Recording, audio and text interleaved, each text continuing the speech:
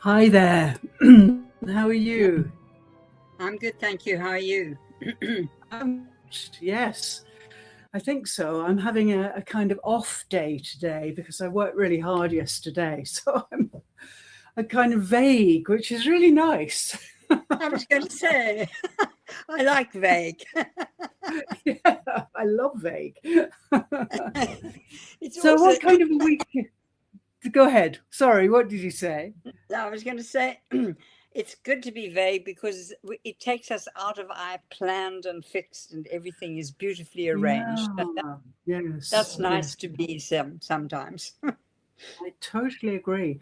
And yeah, so today I've been really just wandering around, uh, walking and, cooking and doing all sorts of things that I often don't have time to do. And really enjoyed it. But I am a bit vague, which is nice, very relaxing. Great. But So, of course, it's extremely hot here. So, oh, is it? Is it really? I actually find that really hard to deal with. Anyway, we'll get through it. Yes. Well, me too. I mean, I'm not so good with the heat, and it's abominable here in the summer. Really, it's awful. Really? Yes. Oh, humid. It's the humidity, really, in Japan Yes, that's the absolutely. problem. And so, you just run from one air con to another. It's the only way to survive.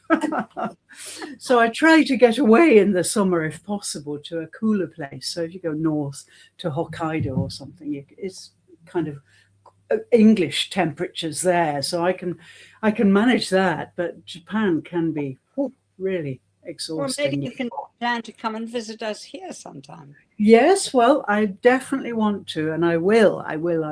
Definitely, I look forward to it. So yeah, we'll plan that.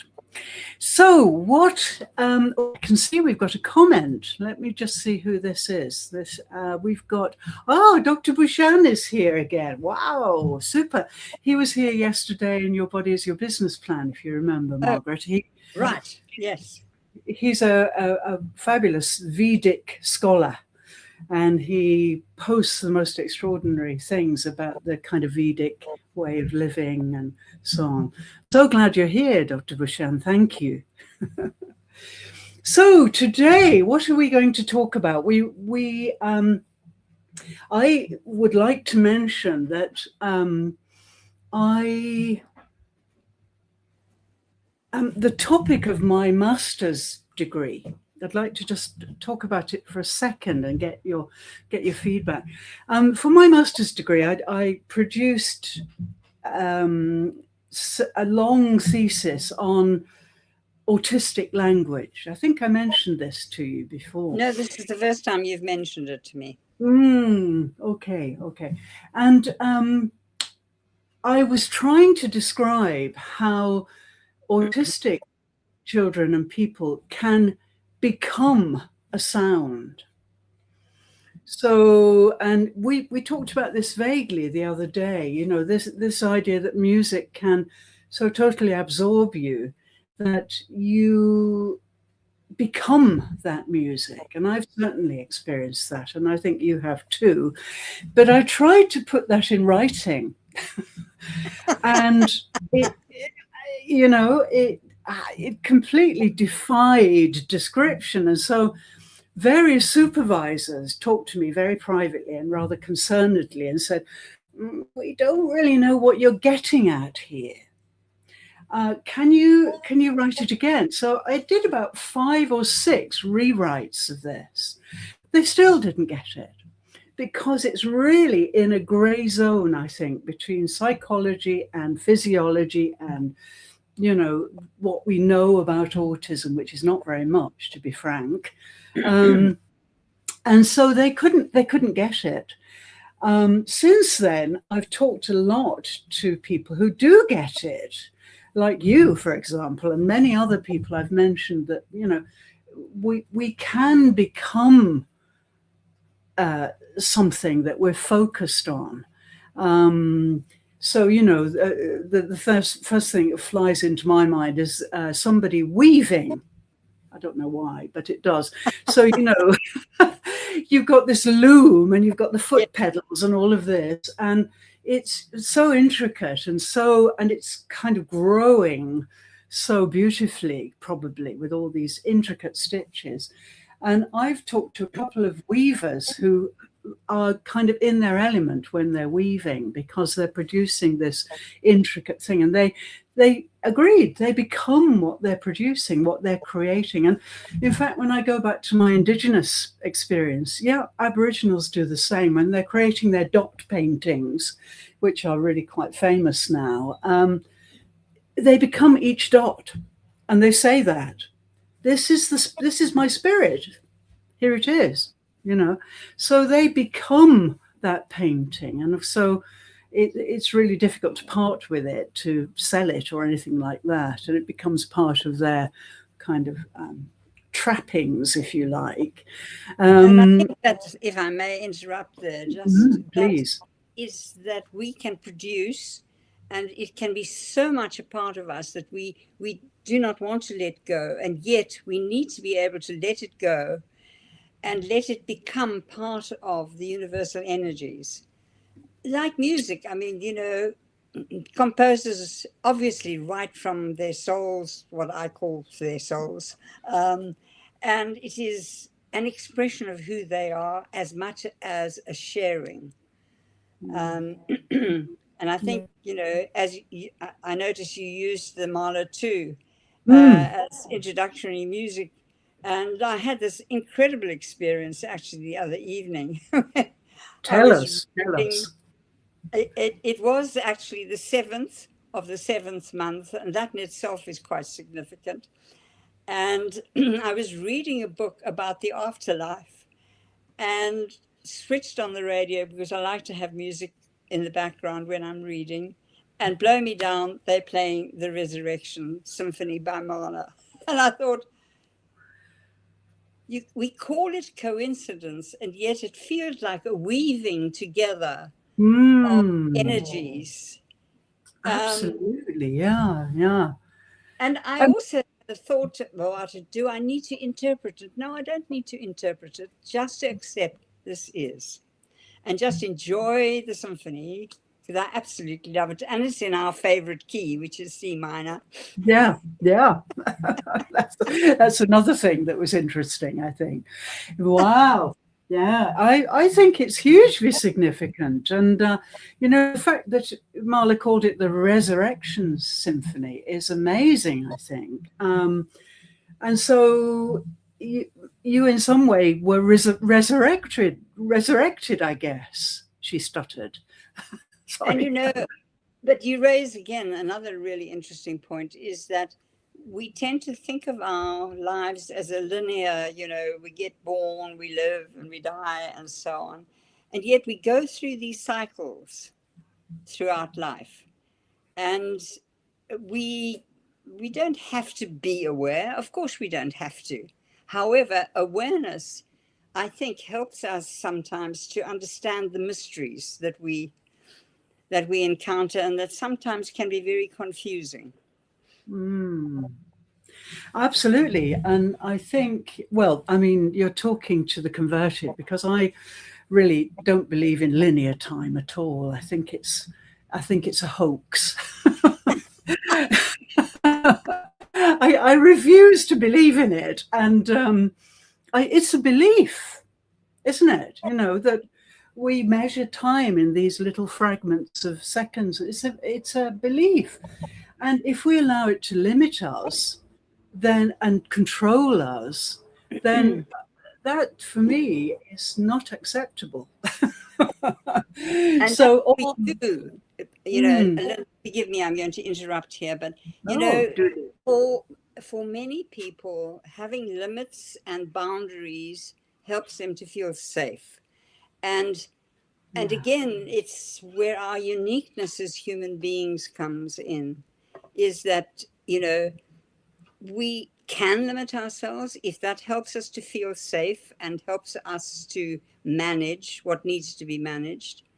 However, it doesn't become a permanent thing, because, as you know, we aren't permanently one thing.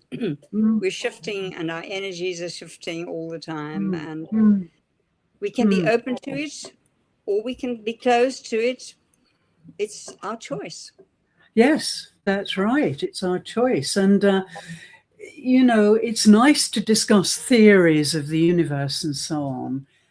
But that's rather intellectual if we think of it that way. And so for me, I feel that my existence is between the rising of the sun and the setting of the sun is enough.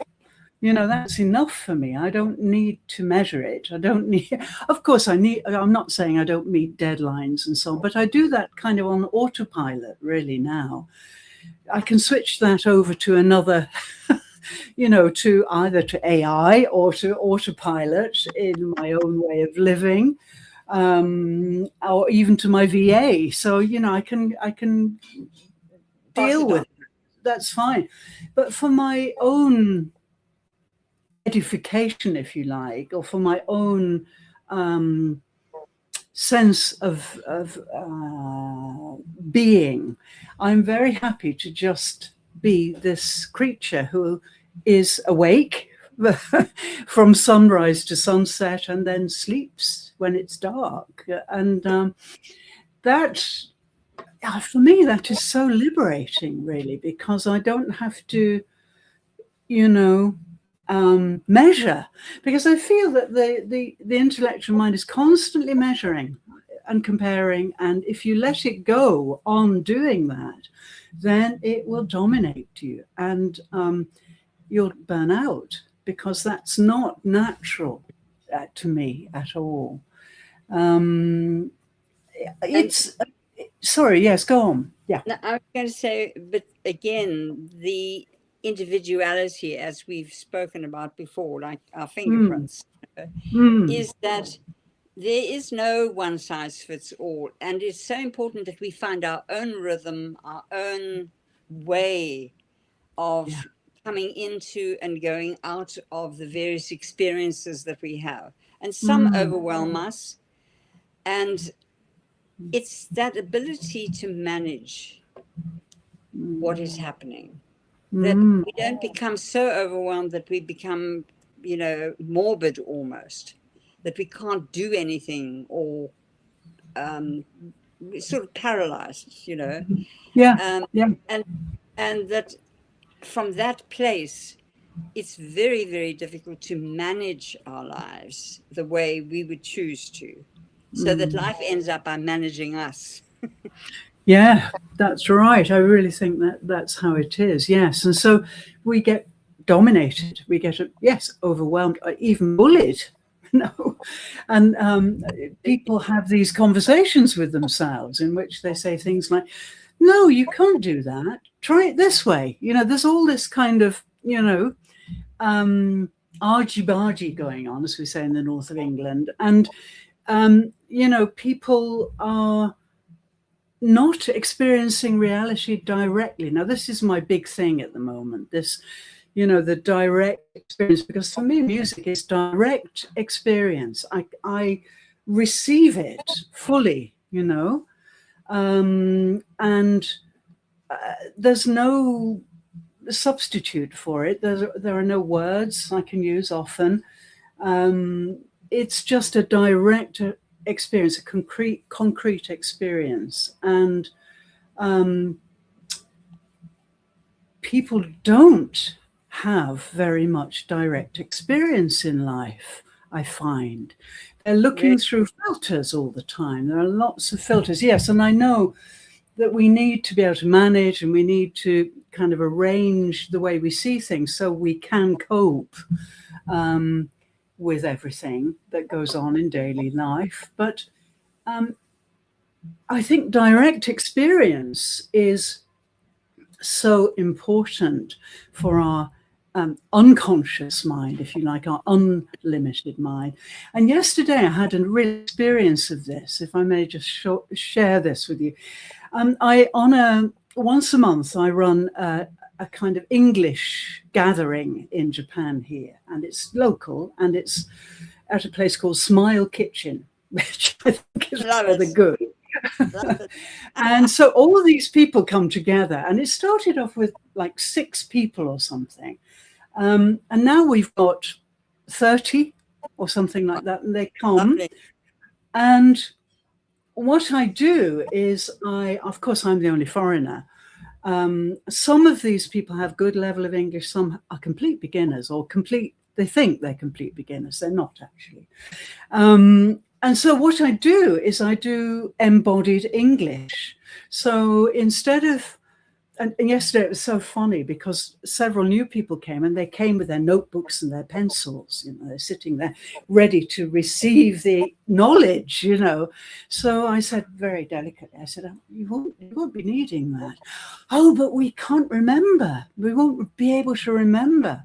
So there was this extreme lack of self-trust in remembering what I was going to show them. I don't aim to teach in this meeting. I just chat and relax and, do mad things with them. I play. I do play. Yay, love it. Yeah, I definitely play.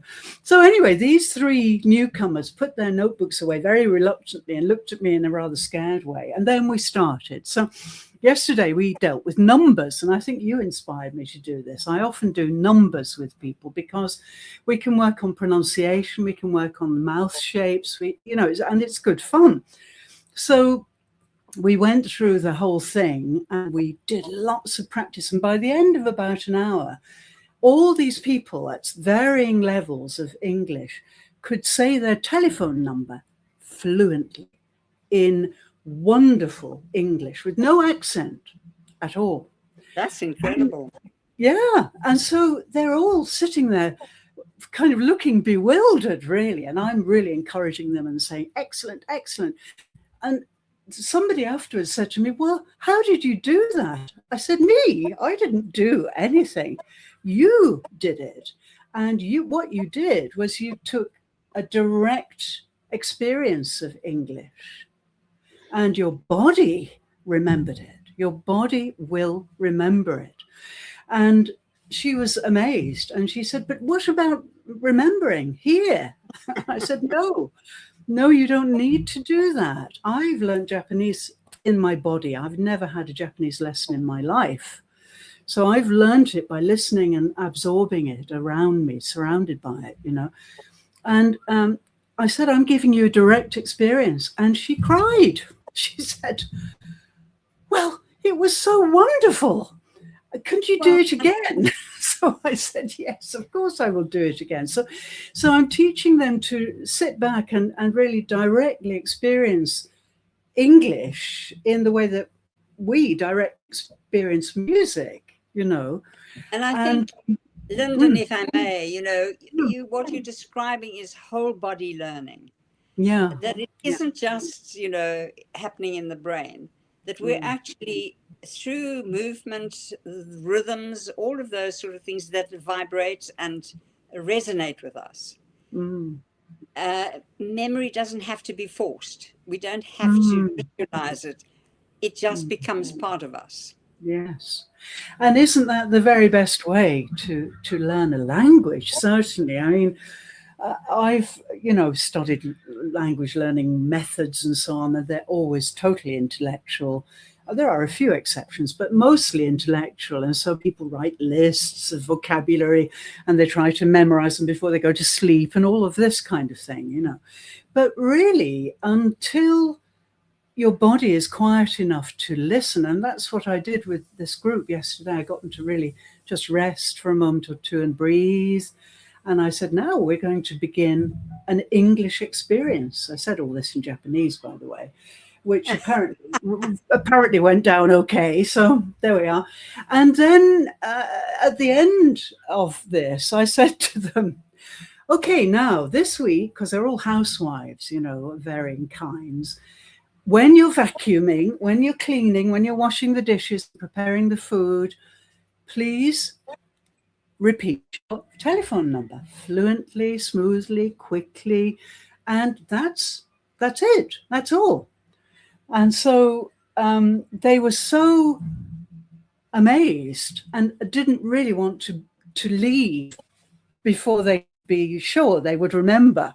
So I kept having to reassure them and say, yes, your body will remember. You've been listening with your whole body to this experience, which I've shared with you. And so now it's yours, take it into your life. So you know that I'm resurrecting my play dates.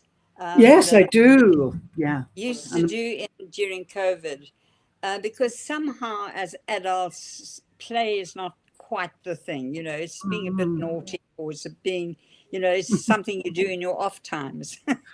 Yes, yes.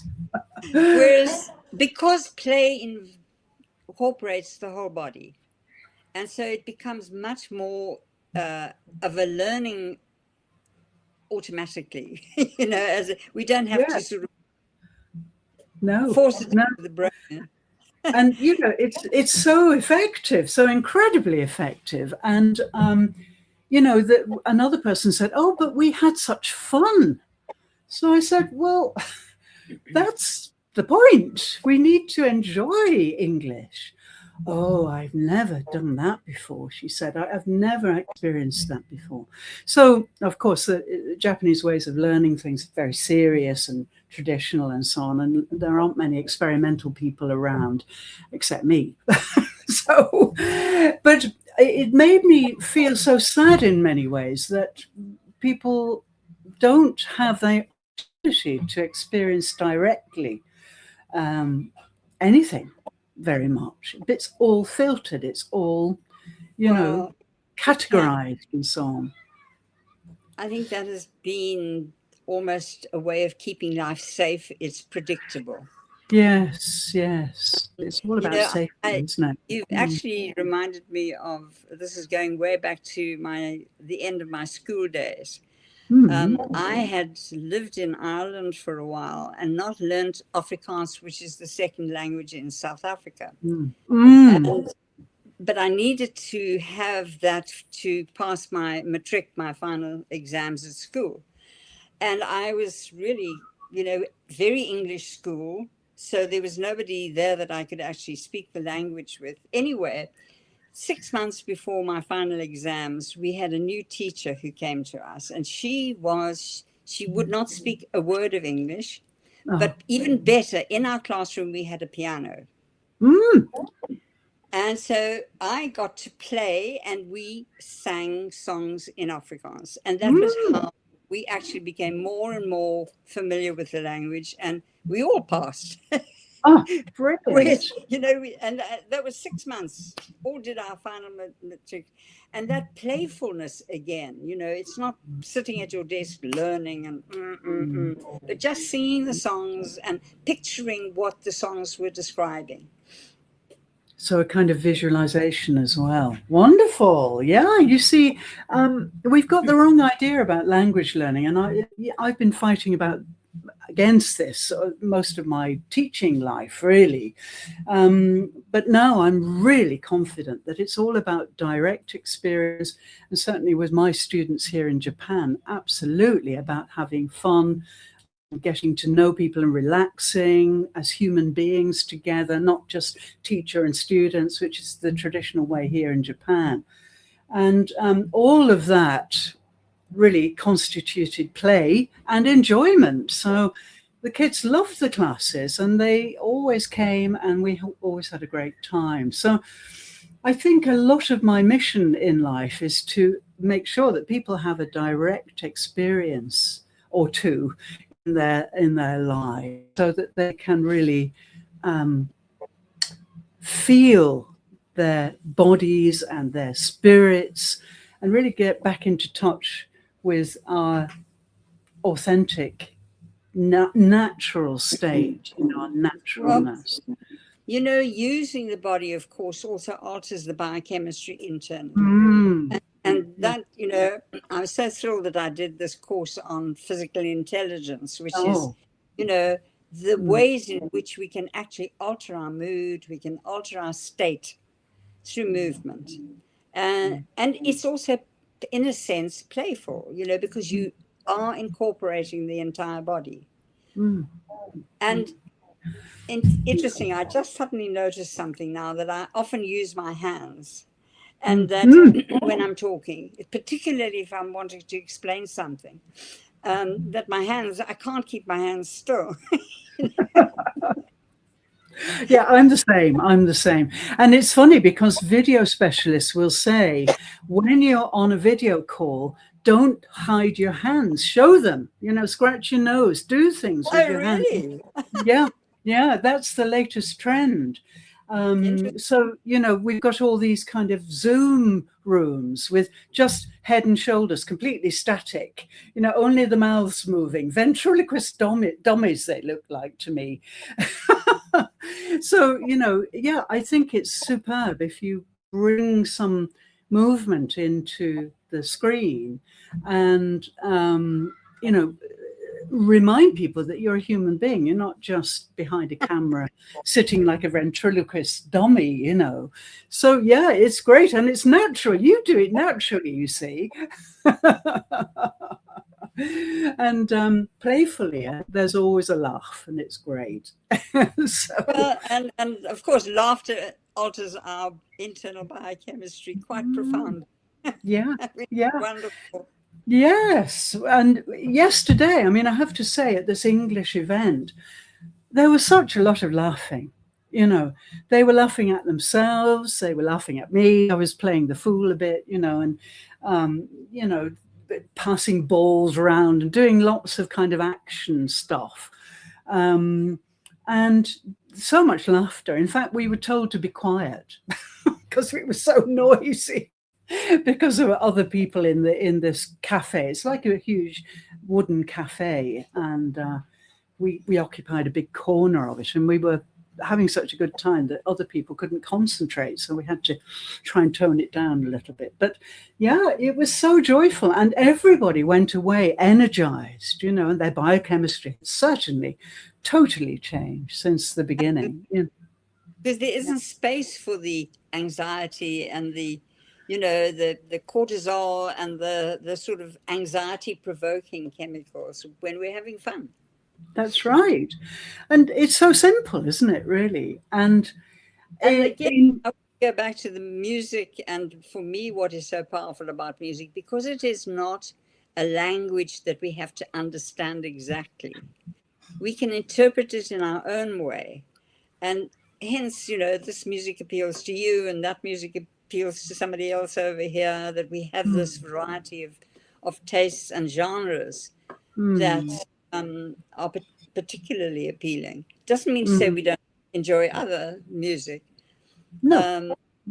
But we have, as I say, Mahler 2 just happens to be one of my favorite symphonies, and there's something so powerful about it. And it's in my favorite key. C minor, yes. Actually, I have an apology to make to you. I confuse the fifth with the second. It's the fifth, the adagietto from the fifth, that is used in Death in Venice, in the movie. Okay. And it's Dirk Bogarde, not Humphrey Bogart, Dirk Bogarde, the British actor. I always confuse them. And it's fabulous the way that is used as he's in the gondola, surrounded by typhoid, and everybody's dying. It's terrifically powerful. But I do confuse. I think this is the power. Forgive me, I interrupted. The power of music is that it's evocative. It actually stirs something more than just our rational minds. Yeah. So it's a way for everybody out there, our lovely LinkedIn members and YouTubers. It's a wonderful way to not only relax. You may feel that playing music relaxes you, and that is probably true, but it's also a way of getting something direct going on for you. If you, that's right. If you really absorb it and your body and your spirit to really kind of mesh with it. And yes, I mean, for me, and I'm sure for you as well, some of my most exotic and beautiful moments been when I've been utterly absorbed in a particular music. And yeah, it's really interesting that going back to my master's thesis, now I'm realizing that other people are onto this. And I've read several papers recently. And I think when I wrote this paper back in the 80s, mid 80s, people were not ready for it at all. And so it was kind of thrown out, really, although I did publish it, and had to make all these revisions to it to make it palatable. And it completely changed the point for me. But what could I do? They couldn't get it at all. And I said, well, come and be with one of my autistic clients and me, and you'll see exactly what I mean. And they never did. They were scared. So that the kind of handicapped world has been a bit separate, and bless you, separate in the past. And I think now it's becoming more accepted, that it's a very viable place for research, so. Well, and again, a fascinating point that you raise, and that is we often want to reject what is unfamiliar, unknown, or, and yet we don't have to accept everything, of course not, because as individuals, we're not going to find everything fascinating and so on. No. Like there will be people who don't find our conversation at all fascinating, which is fine. And it's that ability to just take the little markers that come into our lives and fold them in, weave them into our experience to enrich the fabric of our lives. Now, isn't that amazing that we brought in the idea of weaving earlier on, and so it all fits together beautifully, because we're really listening to each other, really directly experiencing each other. And I think that this is something that can really affect meetings in companies and corporations. People are whole body aware, and there are ways of doing that quite quickly, getting into that state. And if you're interested, please let us know and we'll tell you. But if people are whole body aware, then they are going to really get absorbed in what they're listening to. And there won't be distractions, in the same way that when we're listening to powerful music, we can't hear the doorbell ringing, we can't hear the earthquake shaking us outside. It's just totally absorbing us. Sorry, that's a bit dramatic, but no, it's happened. It has happened to me, actually. It has happened here. Yeah, I was so caught up with, I forget what it was now. I think it was Scriabin. I love Scriabin. So it was a Scriab. Yes, it was.